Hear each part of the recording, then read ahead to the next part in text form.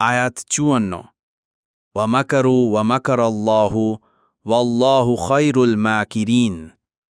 অনুবাদ: আর তারা কূটকৌশল করেছিল, আল্লাহ কৌশল করেছিলেন, আর আল্লাহ শ্রেষ্ঠতম কৌশলী। তাফসির ১ নং ফুটনোটের বিবরণ। আরবি ভাষায় মকর শব্দের অর্থ সুরক্ষা ও গোপন কৌশল। উত্তম লক্ষ্য অর্জনের জন্য মকর ভালো এবং মন্দ লক্ষ্য অর্জনের জন্য হলে তা মন্দও হতে পারে।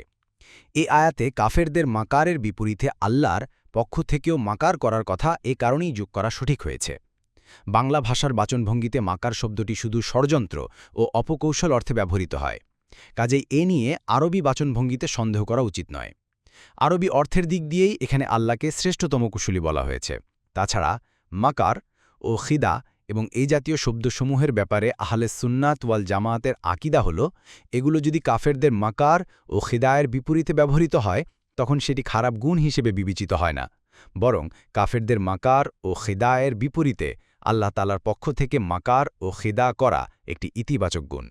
সিফাতুল্লাহিল ওয়ারিদা ফিল কিতাবি ওয়াসুন্না আস-সাক্কাফ।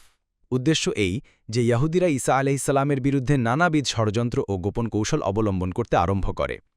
তারা অনবরত বাচ্চার কাছে বলতে থাকে যে লোকটি আল্লাহদ্রোহী, সে তওরাত পরিবর্তন করে সবাইকে বিধর্মী করতে সচেষ্ট। এসব অভিযোগ শুনে বাচ্চা তার বিরুদ্ধে গ্রেফতারি পরোয়ানা জারি করেন। ইয়াহুদিদের এ ষড়যন্ত্র নস্যাৎ করার জন্যে আল্লাহ তাআলার সূক্ষ্ম ও গোপন কৌশলও স্বীয় পথে অগ্রসর হচ্ছিল। পরবর্তী আয়াতে এর বর্ণনা রয়েছে।